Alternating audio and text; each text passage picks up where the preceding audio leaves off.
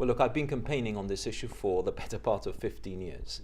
I've always said that if you want the Parliament to work much better, for it to hold the government to account in a much more vigorous way, for there to be better scrutiny, there's got to be enlargement. This must be the only Parliament in Europe, the only Parliament I'm aware of in the democratic system, where the government is in an inbuilt majority all the time. The ministers are in a majority. This doesn't happen anywhere else. The system of backbenchers, which is what we are discussing now, the system of backbenchers will make the Parliament much more accountable and will have better influence on the decisions that affect people's lives every day. But under the system that's being proposed, there's not much of a difference to what we have now, in the sense that government continues to have that majority, doesn't it? Well, it does, because the ministers are no longer in a majority. But let me make it very But it'd be very unlikely for government backbenchers to vote against the government's whip, wouldn't it? It's unlikely, of course, but it does happen in every other parliament in the world, that sometimes backbenchers on the government side join with the opposition and vote against a specific government measure. And you think that would happen in Gibraltar? You think that GSLP Liberal backbenchers would vote against the GSLP Liberal government's policies, motions or bills? We're not expecting that to happen in a regular kind of way, but you've got to look at this reform in its entire context. We're not saying let's do this for that reason. We're saying let's do this because it improves the way the Parliament is run. Let's look at what backbenchers will do. Let me make it very clear that this is only the first step.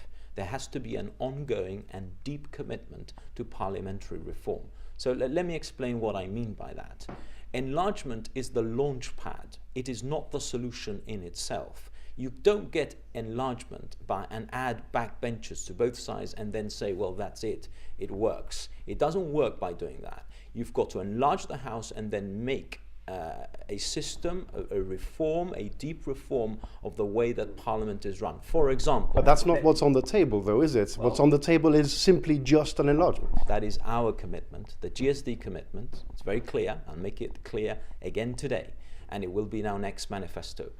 Enlargement is the first step towards a deep reform to make our Parliament work better, so that it has better influence over the decisions that affect people in housing, education and health, and so that the Parliament can hold the government to account in a much more vigorous way. Look, this doesn't happen now. I'll give you a very good example of why the Parliament does not work now. The Parliament today is answering questions which were tabled by the opposition in January. Our September questions did not even get an oral answer. They were then kicked forward for written answer in January. This is a Parliament that does not work. So having a system of backbenchers that can fuel select committees, that can hold government to account, will then make the whole system much more regular, much more accountable, and it's all about putting pressure and accountability on the government. And we are committed, the GSD, if we are elected to government, to not only conduct that deep reform, but also to resource the opposition